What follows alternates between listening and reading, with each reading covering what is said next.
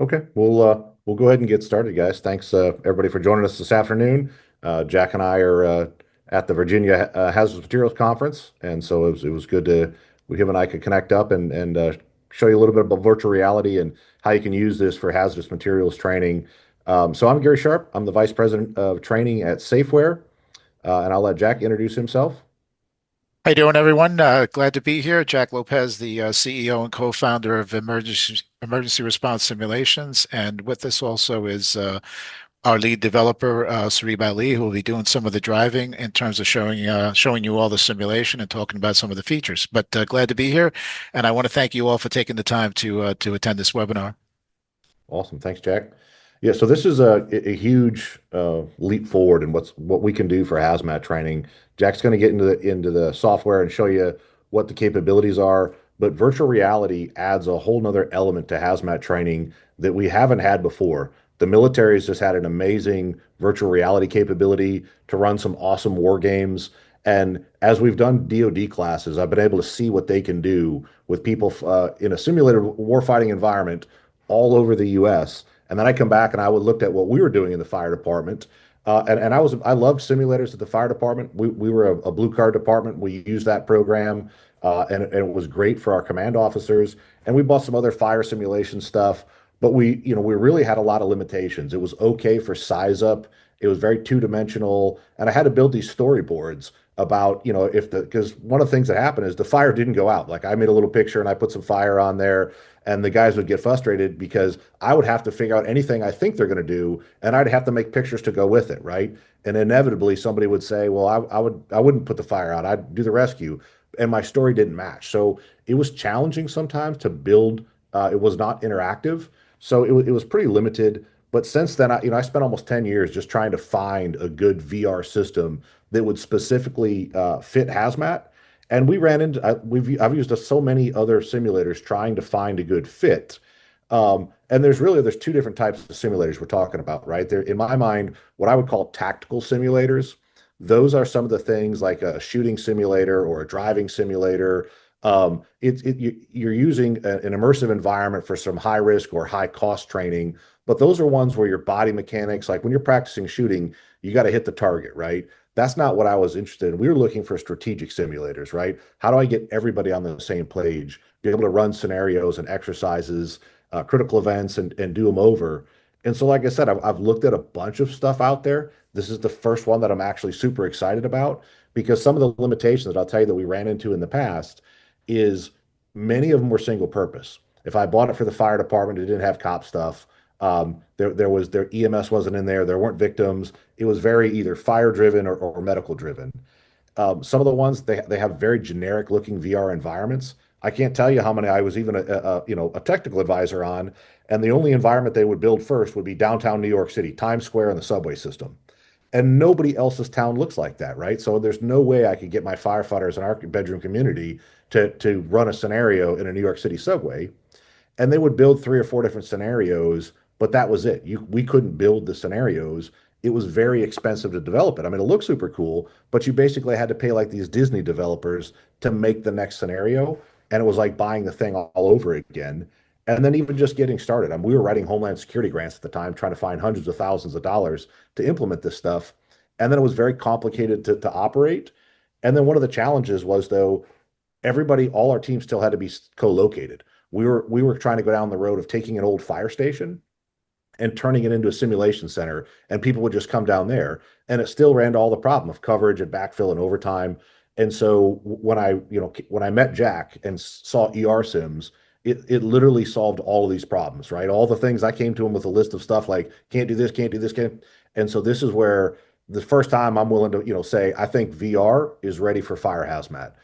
So I'll let Jack show you, walk you through this scenario, kind of how it works, and show you all of those things. But I'm super excited. I think if you're into fire hazmat training, you're going to come away just as excited as I was about the capabilities in the system. So I'm going to cut my camera off and let Jack take it from here. I'm going to hang out for a little bit, but I also have another session to teach here at the Virginia HazMat conference. So at some point, I'm going to run down there and start talking about some batteries in a little bit. But in the meantime, show me what you got, Jack. I appreciate it, Gary. Thank you very much for a great intro. And I'm glad that you mentioned the military. So one of the underlying reasons of why we decided to go this path is because we wanted to present a tool that could be utilized for just about any and basically all hazards, but HazMat in particular. And what we wanted to do is have a platform that has the command and control elements that are required to really run some very good exercises and run them at a larger scale, but also to be able to provide a platform that can support many individuals on the system. And no matter what we looked at, whether we looked at different engines and different design engines and different VR engines, things like Unity and Unreal, we came to the determination that, hey, that there's platforms already out there that the military is utilizing that is very mature, can handle many users, and it's built for scale, and it is also built for the capabilities of running larger exercises. So we decided to approach a defense contractor, look at the engines and the models that they had, and we decided to run this on something called the VBS4 engine, which is pretty ubiquitous throughout the United States military. It actually had its start, I think, actually in Australia, but it became very popular in the United States, and it is utilized throughout the Army, most of the NATO nations out there. And the reason they use it is because of exactly the things that I said, the capabilities of being able to create large scale exercise. So you can imagine the military, they're operating over large areas. So one of the core elements of the platform that we use is that you have the entire world. The entire world we give you is your sandbox. I think in this particular area, we're over by Massachusetts, but you have the capability of creating scenarios anywhere in the world. All of them are divided down into continents. You do not need to install all the continents at the same time, but if there's some kind of an incident that happens somewhere in the world and you wanted to recreate that simulation and that incident, you could certainly do so. But one of the inspirations for me in starting emergency response simulations is that prior to my retirement in 2020, I had retired after 26 years as a fire captain, and but one of the things that I would notice even at 2020 is some of the guys wearing VR headsets inside the firehouse, during downtime, and I'd go to them and say, "Hey, what are you guys doing?" And they were playing things like golf or other games, and it just got me to think that this is that generation. That generation are the ones that are manning the front lines right now, and I thought, what a great way if we can take that energy, that desire to be on a VR headset, but actually learn something about your job. So the primary concern came down to, okay, how do we create something where we can allow people to make decisions? Because everyone makes decisions at any kind of an incident. And how do we do it in a way where everyone has a role to play while playing out in real time and giving everyone the opportunity to not only play out those roles but to be able to communicate in real time, and in realistic situations. Of course, we cannot completely simulate 100% of reality. That's not what this is all about. But what this is all about is being able to give you a platform that you can run many simulations and come and allow people to make to help them practice decision making, but also to come down to say, okay, if we run into these situations, we get some kind of experiential benefit out of it because we're running through so many simulations, and it allows you to at least start building up your own knowledge and database in terms of some of these things that, hey, I've seen this before. I know the decisions that I need to make. So this platform is what allows us to do that. So what we've done is we've customized that military platform and built an emergency services world on top of that. So in a sense, when you hear the term creating 3D digital twins of buildings or structures and things of that nature, what we've decided to do is create a digital twin of disasters or hazmat responses or train derailments, mass casualty events. You name it, we can pretty much do it because it is we do have the capability to create some of those scenarios in here and allow you a lot of flexibility. So, for instance, here, all of the elements that we create, we're trying to do it as realistically as possible. So I think in this instance, we're releasing some sarin gas. This is it's a chemical plant that I think is actually in this area in Foxborough, which isn't too far away from Foxborough from Gillette Stadium. But we can recreate any type of building. So the beautiful part about technology today, especially since, we started emergency response simulations, it's come a long way. So now it is very easy to get a 3D representation of just about any building. I mean, it used to be where you had to purchase specific cameras, LiDAR cameras, in order to do this.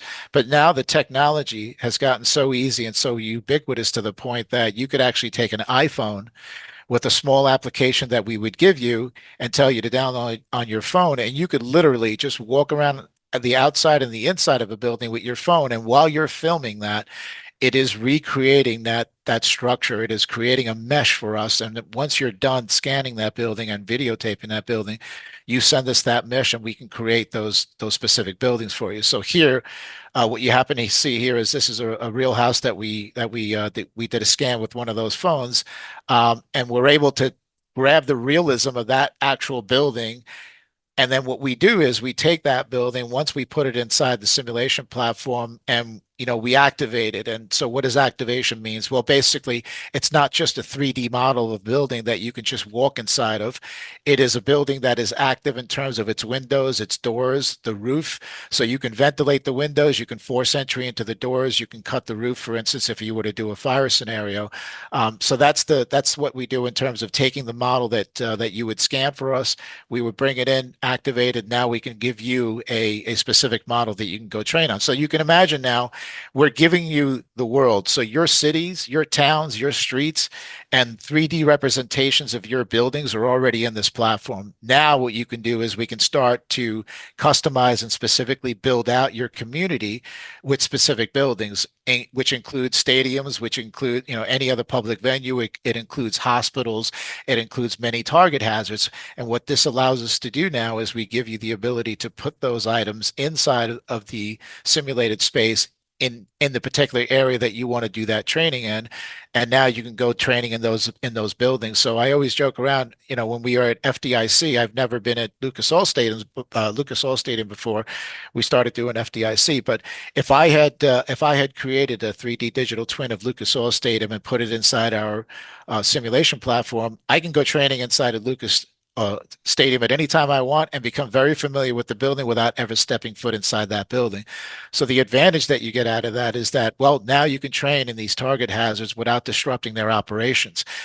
For instance, in this chemical plant that we have here, we get, we if I were to do a real live drill, I'd have to go to the owners of the chemical plant, ask them to allow us to the use of the building for a particular day, organize it all, get all the people together, get all the resources together, and now I can do a great real life street drill of a hazmat incident at that facility. But the problem is, I'm only going to get one bite of that apple probably for any 12-month period of time because it is an ongoing business operation and I don't want to disrupt as often as I'd like to, but we just realistically cannot do that. But what if you could do that yearly drill, and then the rest of the time of the year you spend on the simulation platform actually doing drills in that same facility? You become very familiar with that facility, and now you're able to. It informs you in terms of being able to put up your response plans, and it makes it very easy for you to plan around that because now you have some familiarity with the environment, with the spaces, and everything else. So it really allows you to create some very dynamic scenario situations like this in this particular case. That stadium that you saw before, we actually can fill that stadium up with tens of thousands of people. So you could imagine this chemical plant right now, this particular scenario, we have sarin gas that was released. I think that's the case. Is that the case, Sarif, sarin? I believe it's ammonia in this case, Oh, Jack, but ammonia. I'm sorry. So I knew I was going to get that wrong. So we have ammonia release in this chemical plant. The ammonia is going to be traveling downwind. And again, if you're doing a large scale scenario, this is where the platform really shines because now you're able to uh, have a scenario where you not only have to worry about the exact location that you're responding to, but where is the product going and down, what is downwind of that product, what concerns are down there, what hazards do I need to try to to be concerned about. So now I can invite other agencies to be involved in the very same scenario, not just my firefighters, not just my hazmat teams, but I can invite PD to join in. I can invite EMS to join in. I can invite other organizations to join in on on the same scenario. I could also invite any civilian participants that might be located at certain facilities that it would impact, and now I'd have everybody in on the same scenario. One of the concerns, an additional concern when we were developing this is that, okay, cost, because developing these things is not cheap. It takes a lot of software development work, a lot of research, a lot of trying to trying to recreate certain things of the real world where we can present them to you in a way where it gives you a positive training experience. So by creating, by having the ability to do that, now I can be concerned about, well, I've got this ammonia leak. If the wind conditions are now taking that ammonia leak down towards a stadium where there's an event at that stadium, then panicking people in that stadium are going to start heading towards the exits. And now we could see, okay, well, not only do we have this hazmat event going on here at this location at the chemical plant, but now I got to worry about tens of thousands of people now suddenly making for the exits in the stadium, and how are we going to handle that? And now they're coming out into this area that's soon to be hit with an ammonia gas release, and now we could see that. I know that this isn't, we probably have the wrong stadium in there because that says San Francisco instead of the Patriots. But in any case, what you'll get out of this is a really dynamic way to be able to represent a large scale event at this point, where now I have to worry about multiple issues going on at the same time. The traffic that you see there, that's a small representation of that traffic, but traffic, you can add as much traffic as you want. You can add as many pedestrians as you want. All of it is controlled by AI.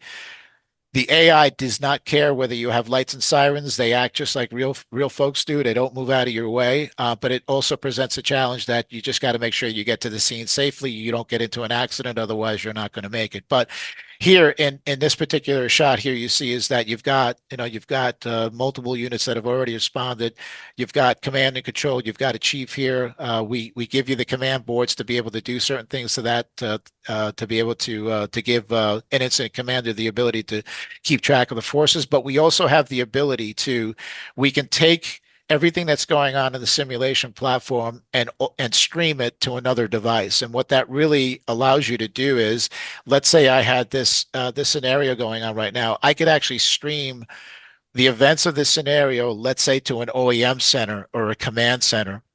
And while those individuals may not necessarily be in the simulations themselves controlling a character, they can still play a role in your simulations, because now we're streaming that information to them, and they can assist that incident by participating, by ordering additional resources, communicating with the incident commander at the scene. We do give you 5 radio channels of communications. So those radio channels allow you to establish, let's say, assign one to fire dispatch, a command channel. You could have a staging channel. You could have tactical channels, but we give you the ability to communicate when you're not next to each other. Everyone in the scenario would be wearing a headset, so that you can communicate with anybody who's either directly by you. You could also hear the sights and sounds of what is going on around you. Or if they're not by you, you need to communicate by radio, then you have the ability to use one of those 5 radio channels of communications. But here we try to give you all of the equipment that you would utilize. We are adding on equipment every day. We're adding on, in this particular case, I think we have up to 30 drones at this point.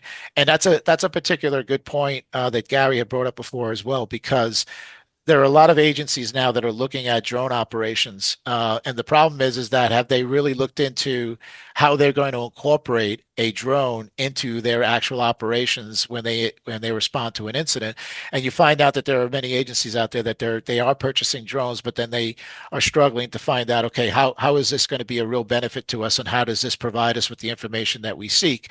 Well, it's a great way to be able to vet that out. If you're about to purchase a drone or you're thinking about doing that, you could actually run those simulations with drones, drone operations in your simulation, and now that would inform you at the very least the kind of information that you would get from the drone and how you could fit that into your operations. So a lot of these facets are thrown in here to try to at least give you a very dynamic ability to build those scenarios. Now, let's talk about the instructor capabilities for a little bit here. So what the platform allows you to do as an instructor is you're going to be facilitating the scenario, but there's two roles here. You could have an instructor who's actually facilitating the scenario, which means role that Sarib is doing right now. That person is the person is the only person with a bird's eye view, is the only person that is going to be able to jump from one location to the other. But the instructor has the ability to directly communicate with any of the participants inside of the simulation. So if you wanted to get a message to that particular individual, or help that individual by prompting them, giving them a few clues, then you can do so privately. If you don't want to embarrass the person, that's one of the best ways of doing it. Or you could have instructors inside the simulation itself, and those instructors would be walking around, and they themselves can communicate directly with the trainees or the participants in the scenario, just as they would in any training simulation, or excuse me, any training environment or any training drill. The instructor can just quickly go around and have those conversations with each individual and provide those prompts, but also keep an eye on what everybody's doing in this particular scene. But the instructor also has a tremendous amount of to change the dynamics of the scenario itself. So at any point, the instructor can change the wind condition, can change the atmospherics. So if you know that whatever chemical whatever product that you're dealing with, if there's an atmospheric change that could have a changing effect on the properties of that chemical itself, then the instructor can do that in addition to changing the environmentals and all aspects of weather conditions, things like humidity, things like dew points, things like wind speed, things like you could actually change precipitation. You can make it rain. You could have it sleet. You can have it snow. You could have a heavy fog in. All of these things are designed so that the instructor can throw those injects in and provide the ability to change the conditions for the participants on the ground. Maybe they might be doing such a fantastic job of it, and the scenario is going along pretty quickly, and you just want to throw a few injects in there to challenge the incident commander and to challenge all of the participants in this particular scenario. So talking about the Virginia HazMat conference right now, I came off the floor to come to do the webinar here, and just before I came here, I had a great discussion with some really good instructors who were, we were talking about how this generation of firefighters now rely on a lot of technology. Well, what happens when that technology goes away? So we've been able to recreate that element in here where we can change those conditions and take some of those things away that would make you feel very uncomfortable when you're trying to run a scenario and you don't have you don't have access to certain material. But in this case, you also have the ability to access things like the emergency response guide, and so do any of the participants. You can access any kind of documents that you want. You could have those documents included in your scenario. For instance, if you had somebody specifically assigned to do air monitoring, that individual can pull up those forms and fill out those forms as the simulation plays out. But having access to things like MSDS sheets, the emergency response guide at your fingertips is exactly how we would do it in real life anyway. But you also have the capability to pull in different equipment. So just like in real life, if it's not on your rig, and if it's not with you, then the equipment is just not going to magically appear. So you have to make sure that you have the equipment that you need. For instance, a meter. Most of the equipment that you'll see here, like things like the tent, that would already be included in your vehicles. But things like going in and doing an environmental check and doing air monitoring, if you don't have the meter on you, it's just not going to appear when you bring up the command wheel. So you have to make sure that you go to the rig, pick the right equipment, and bring it out. But here's a perfect example where everyone gets assigned a role. So in this case, there might be somebody from the decon team who's setting up the tent. It's not just enough to invoke that. You have to actually stand by the tent and allow it time to build up. So it might take, I think in this instance, we might have it rated for about 2 minutes. But you as an instructor, you can change the timing on that. If you feel it takes longer, you can increase the time on that. But the point is that as everyone gets an assignment, and everyone's going through those assignments. It's giving the incident commander time to formulate their incident action plan. We thought it would be a little bit too silly that if you just wanted to denote, hey, putting on, setting up my decon line, for instance, and it only take 5 seconds. That's just not reality, and it would really inundate the incident commander because they have to start increasing their decision making capabilities a lot faster than what's normally expected. But in this case, everyone would have a role. Here, the decon tent is being set up. You might send in an initial entry team. They're going to, or a team that's going to do air monitoring. Um, our meters, we'll talk about that right now for a few minutes. So all of the meters that we provide you not only with some of the basic meters that come already with the platform, but we're always adding in more and more meters every day, every week. So, for instance, we just recently added in some radiation meters that we didn't like the radiation meters that we had before, so we're adding those on. We've got 5 gas meters. We've got most of now we don't actually put the names of the manufacturers on our meters. We don't have permission, but what we do is when we design our meters, we are actually taking manufacturer specifications of those meters, exactly how they operate, exactly what is inside of those units, including the sensors, and we build those meters out according to those specifications. So we're building out enough of these meters so that you have different meters for different capabilities, and you'll have different meters for different circumstances. So as an instructor, as you're building out the scenarios, you're able to pick out the different meters that you're going to need to fit for the specific training event. Now, as I said in the beginning, what we're doing is we're giving you a sandbox environment. We're giving you the ability to create and run these scenarios.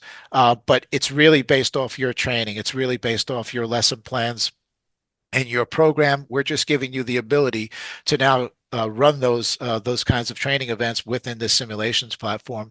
Uh, Again, speaking about meters, we're always approaching different manufacturers. If they allow us permission to slap their names on the meters, then we'll certainly do that. But for the most part, you'll see most of our equipment is called ERS, so it's sort of like the Acme of our simulations world. But all of this equipment is designed and created according to specifications, and that's the beautiful part about software development is that you could recreate a lot of realistic or realistically operating tools and environments that really give you the sense that you're running through a near real event here. I can't bring you through many events as often as we would all like, but in this situation, we can create as many simulated events as need be, and you could literally run through hundreds of these simulations to give your participants an idea of the kinds of things that they're likely to face. We talked about before about the ability to be able to bring in multiple agencies. In this, for any of you who are police in the audience, you probably won't appreciate that scene, but again, it's as realistic as we try to get here. So if you pull somebody out of a dangerous environment, you could always hand them off to paramedics, maybe members of the EMS that are participating in your scenario that you invited them in to do that. But they can participate as well. And the way that we deliver that scenario is that if you run your scenario off of our hosted system, then that allows anyone, as long as they have an internet connection, to be able to join in on your scenario. So if I were to run a scenario, I would email everyone and let them know that, hey, at this particular day and time, we're going to run a scenario, and here's a link for you to connect to a particular machine that will allow you then to select a role. So when everybody logs in at the very beginning, they'll come to a lobby space, and all of the roles and will be listed in that lobby space. And whatever you're assigned, you choose that role, and then you go ahead. And when the instructor clicks OK, everyone is going to assume that role. Here you're seeing our medical module work. This is it's a very basic medical module. We're not pretending that we are a medical simulator. That's not what we provide you. What we do provide you is the capability to do a quick medical assessment on any potential, any patient that you may pull out of an area, especially somebody who's unconscious. But the system will at least let you know exactly what the issue is with that individual, whether they're just unconscious, whether they have a chemical burn, whether they have any other kind of burn, whether they have a gunshot. The system will at least give you that feedback so you move on to the next step.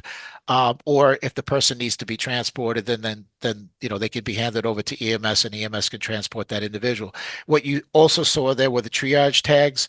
Those triage tags can either be pre-populated in the beginning to save time for your training session, or they could be assigned to a victim once they've been medically assessed, or a patient once they've been assessed. You can slap that triage tag on them, and now that informs the rest of the participants what's going on with that individual, and you can prioritize your patients that way. Um, let's talk about and Sarib, if you would, let's talk about the command and control element. So as an incident commander, I get to the scene, and what I need to do is I need to now not only establish my hot, warm, and cold zones, but I need to let everybody know what those are. So through our command and control window, we're able to put those elements in there. And I think, Sari, you want to bring up command and control? So you can either do it in a 3D session, or you can do it in a mapped session. So this map that you see here, it's a very basic map that already comes with the platform. It's just that Google Map type feel, but we can overlay satellite maps or 3D tiles that are now available from multiple sources at this point, including Esri. If you have an account with Esri, you could pull out some of these detailed mapping. All those maps can be overlaid into our system so that you can have as much of a detailed look in that specific area that you're operating in. But all of our chemical plumes, the way that we handle those are exactly through, they're mapped through, things like Marplot, so that you're actually looking at the same things that you would be utilizing in a hazmat incident.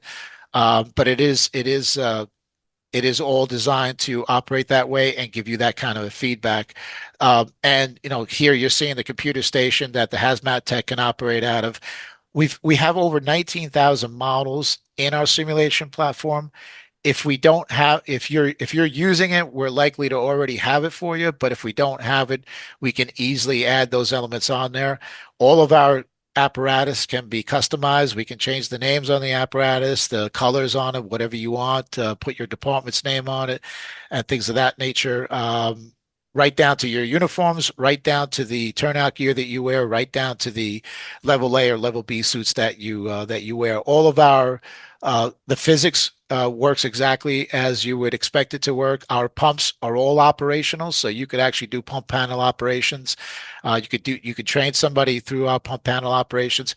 There are a lot of great tools out there. There are a lot of great simulation tools out there from a lot of our competitors, and I'm always in awe in terms of what always comes out all of the time. There are some tools out there that specialize a lot more on active shooting. There are tools out there that specialize specifically on fire hose operations, for instance. But like I said, our tack was a little bit different. We wanted to be able to put as many people as respond to an incident inside of the same simulations together, because being in together and now having to make decisions based on having all of these units available at the scene, hearing the sights and sounds of what's going on, hearing those radio communications, that's what starts to really build up your experiential database inside of your head, because those things are now starting to build in your mind what you're likely to face and see. And that's what really helps you to retain that information and start thinking about, well, what would I do when I respond to these situations?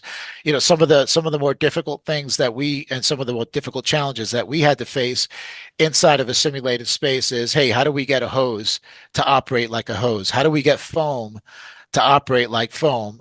Those are definitely technical challenges, but technical challenges that we've been able to master at this point, and we're able to present to you just about any type of equipment that you're likely to utilize at any incident. So yes, when you shoot water from our hoses at fire, the fire recognizes that it's water. I mean, when it comes to Software doesn't know what fire is and it doesn't know what water is, but being able to put that together and get it to work with one another, then you can get the fire to recognize that it is being hit by an agent that is supposed to extinguish it. And as long as you're hitting that fire the right way, then the fire will go out. Same thing here. If I wanted to lay down a foam blanket and I wanted to suppress some of the vapors coming off some type of liquid spill, I can do so as well. You're limited by the amount of water and the amount of resources that you have. So you don't have an unlimited amount of water. You don't have an unlimited amount of foam. If your pump operator does not secure it to a water source, then the only water source that you have is what's on your rig. If you've got a 500-gallon or 1,000-gallon tank, that's all you're going to get, and that's all it's going to last you is a few minutes until your driver hooks up to a water source. Same thing on the nozzle side. If your pump operator has not dumped the tank to pump and opened up the valve to the hose line that you're connected to, well, then you're not going to get water on your end. The nozzle man will open up the nozzle and he's not going to get any water. You'll have to get on the radio and communicate with your driver. Again, all of these things that would happen in normal in real life where we have to communicate with one another, those are the kinds of things that we wanted to enforce. Let's go back to some of those tools, Sarib, some of the instructor tools.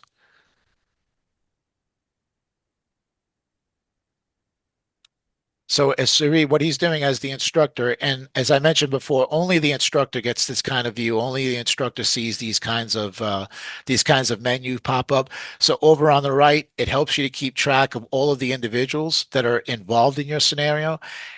It allows you to not only communicate with that person, but here's another thing that you can do. If there's an individual that either is not doing what they should be doing, or you just want to render that person unconscious or give them some kind of wounding, you can do that dynamically on the fly. So let's just say, you wanted to see, well, how long is it going to take the officer to notice that they've got a person missing or somebody's gone unconscious or they got lost? Now, you're testing to see how long it's going to take that officer to report that. And let the incident commander know. But you could do just about anything to any one of these characters. You have full control as the instructor.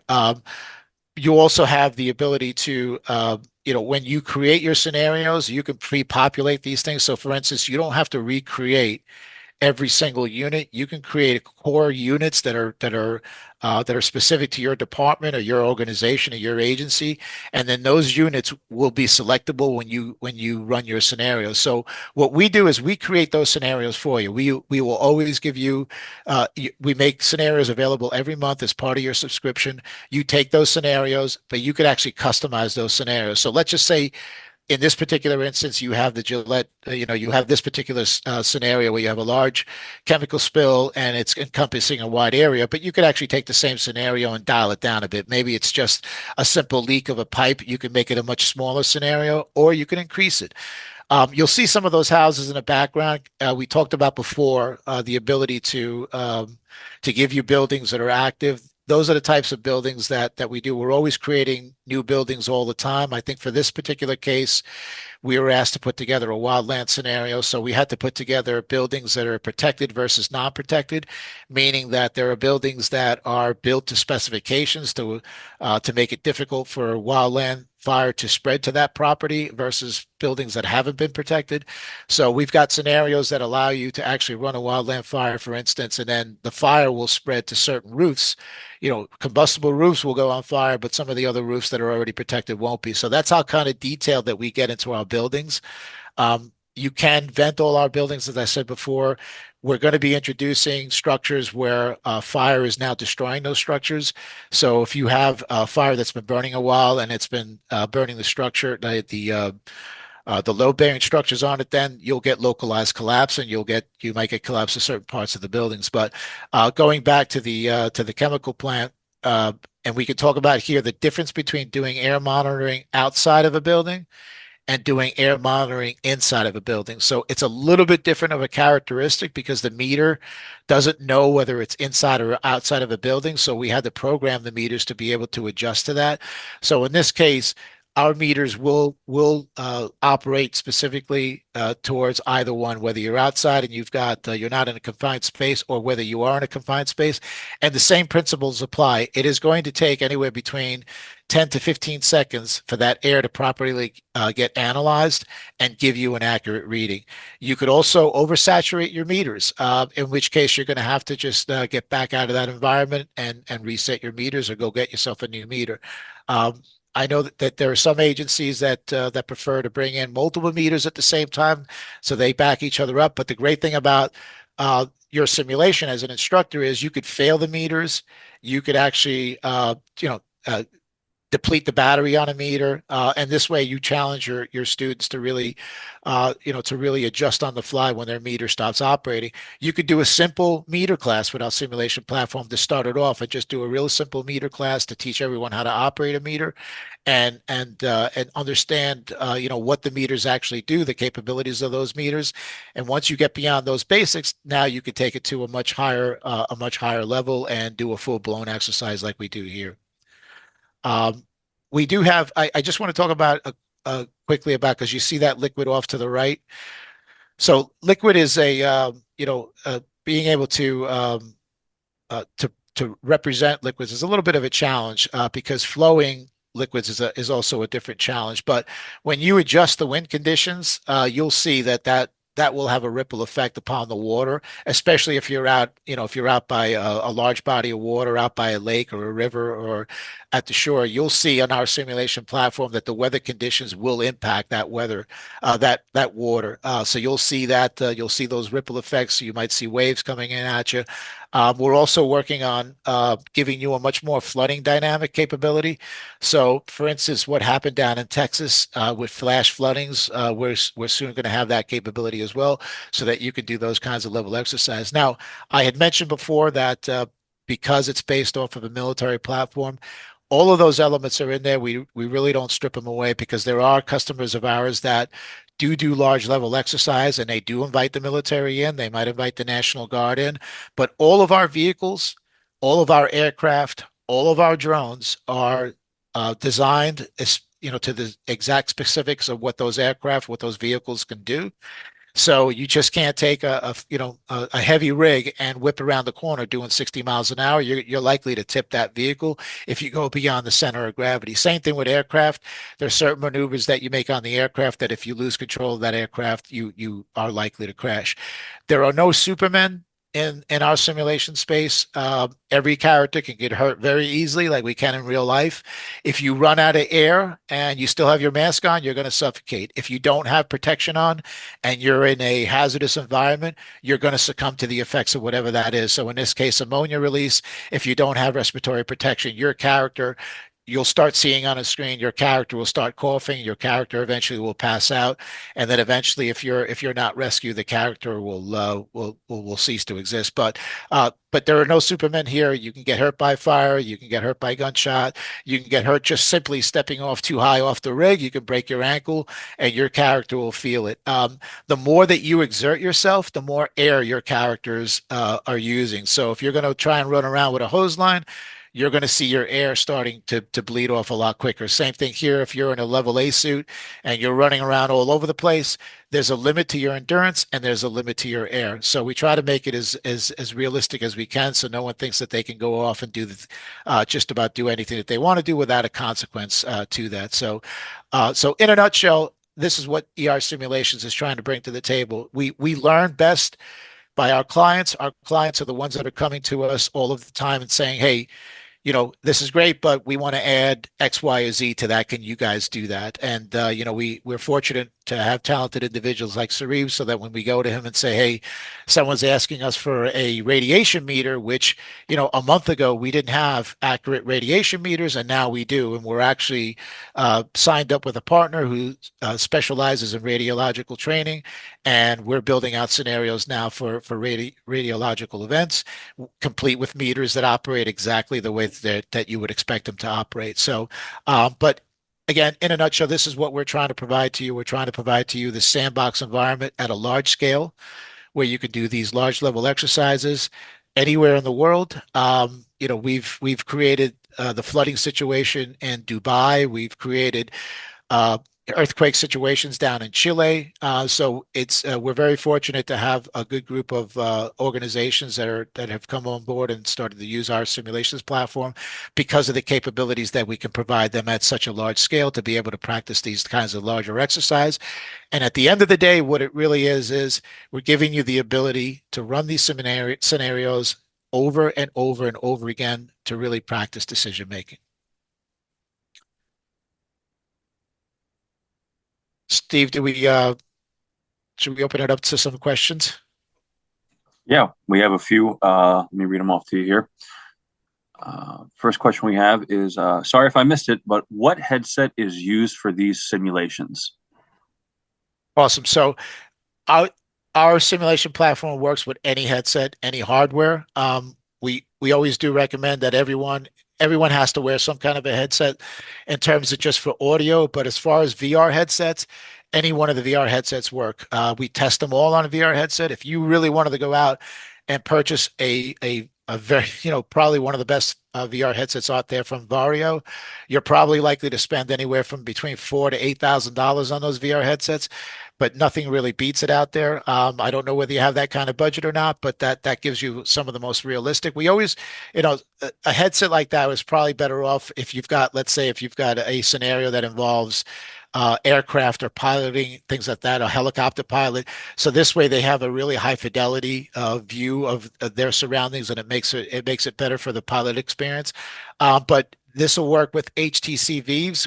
As a matter of fact, most of the VR headsets that we use are the HTC Vive headsets. We use the Elite Pro, the one that just came out, which is a much lighter headset, and it also gives you the ability to do the pass through, which some of the other headsets do.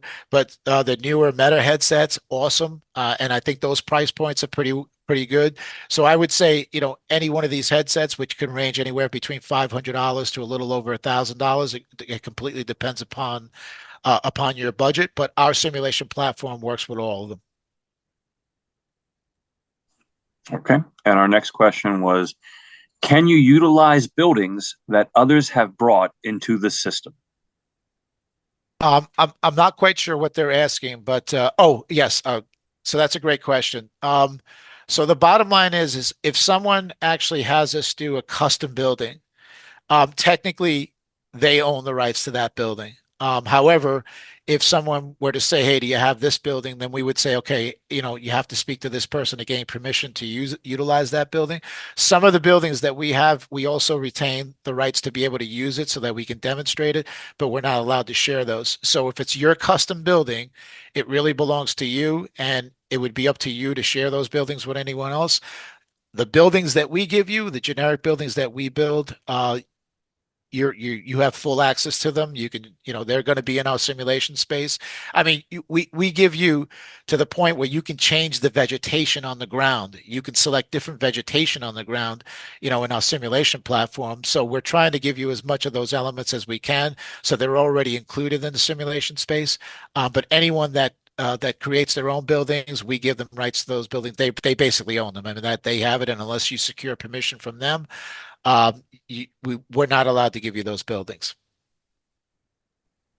But that's a great question, because let's just say that's why we're trying to model ourselves like some of these like the stadiums, for instance, which is a great example, right? So we're trying to go out there and model as many of these stadiums as we can, so that if you happen to be a jurisdictions where you have that type of a venue, then we're going to make that available to you anyway. But if you ask me for Lucas Oil Stadium and somebody already owns that, then I would get you in touch with the people that owns that, and then as long as you secure their permission to utilize that stadium, then we would make it available to you.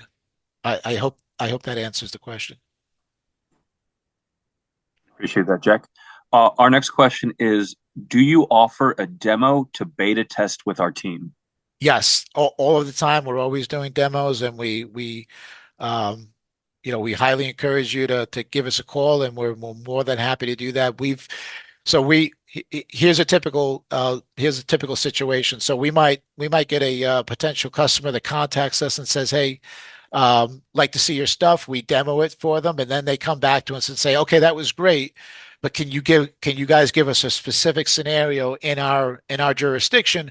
And what we'll do is we'll go ahead and build out that scenario for them. We don't charge you for it. We'll build out the scenario, and then we'll invite you back to do the demo together. We're actually going to be doing that for I just recently moved to Florida from New Jersey, but we have an OEM center down in Florida that has extended an invitation out for us to actually do a live demonstration at their OEM center. So we're building out a scenario for them in Central Florida, and we're actually going to run it at a real live OEM and operations center where all of the all of the folks that are coming in for the demo are going to be able to see on the big screens in their operations center about the scenario that we're playing and all the things that are going on, so that they could actually role play out. Hey, what would they need to do, and what decisions would they need to make to mitigate that circumstance or that specific event? But yeah, just to follow up on that, if you go on our website, there's a contact form there. Contact Steve or Safeware. More than happy to run a demo for you. We love doing that because we get some of the best ideas from our potential clients after seeing a demo and running through a demo. They might give us some really good suggestions. Or when we go ahead and build out that customized scenario, that demo scenario for them, it usually leads for our side a few discoveries of things that we can continue to add on. Appreciate that, Jack. As of now, that was all the questions that we have. Does anyone else have any questions? We'll give you a second to type them in the Q&A here.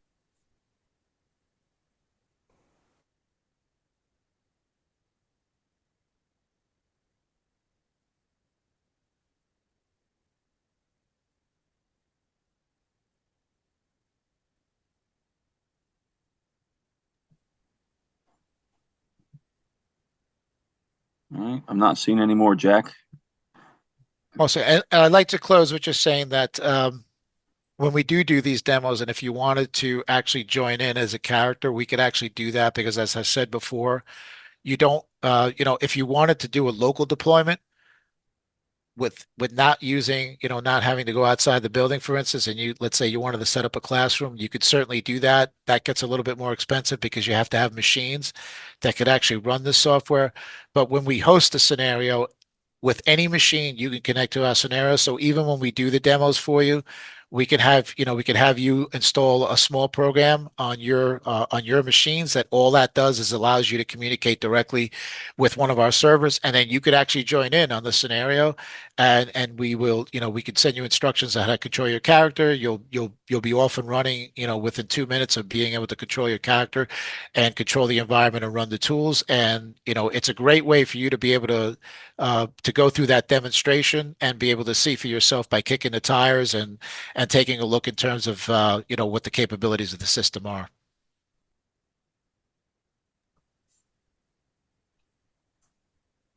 Oh, one more question here, it seems. Can you run this from an iPad? So, good question. Not yet, but we are getting there. But any device that has an operating system, so, a Mac computer, a Windows computer, you'll be able to run it. But yes, we are getting to the point where you won't have to even install the agent that we provide to you. It'll be browser based. So it'll allow you, once, you just go to a website, you're gonna connect to the server where your character is, and then you will be able to run that scenario through that, because it will be a browser based system, and it won't need to utilize your an operating system like a Mac or a Windows. So the answer to that is very shortly that's going to happen. We hope that capability is going to be in by the end of the year. We also have the capability, as I said, I think I mentioned it before, we can stream. So any scenario that we run, we can stream that scenario to any device. So as long as that device is on the same network or on the internet and we're able to access it, we can stream all of the events that you see onto that device. So that, for instance, let's say there's a drone that you're running in your simulation, and now you want to take that drone feed and maybe feed it into a headquarters type of environment. We can do that. So we'll stream it as long as you have a device that's reachable and our system can see it. You'll be able to stream that video directly to it. Appreciate that, Jack. One other question just came through. How many people can join one scenario? Okay, so that's an excellent question. So Currently, each server can support up to 40 individuals, but you can put as many as, I think we're up to 250 now. You can put as many as 250 people in the same scenario. I know for a fact that the military does a little bit larger exercises than that. It just depends on the amount of machines that would be available to allow you to do it. But the bottom line is that you're into the hundreds at this point that you could put into the same scenario. And my only caution with that is that gets out of hand very quickly for one facilitator. So that's something that you're going to have multiple facilitators to be able to help run that scenario and segment it out, because having that many people in a scenario gets really daunting very quickly and very difficult to manage. That's why I said before also, if you have instructors inside of the simulation itself acting as instructors, controlling their own characters, they can do that.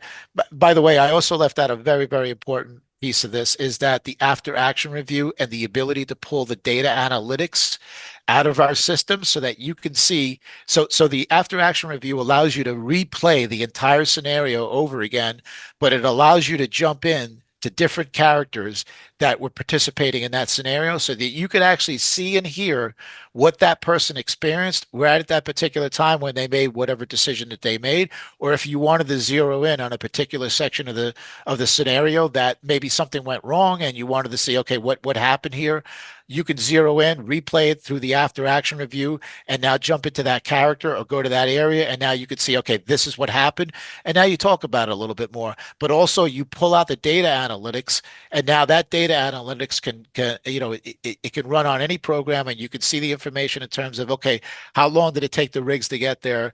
When was the first meter fired up? When did we patch a leaking pipe? When did we start doing air monitoring and things of that nature? So all of that analytics is being collected as you play through these scenarios, and you're able to review those afterwards.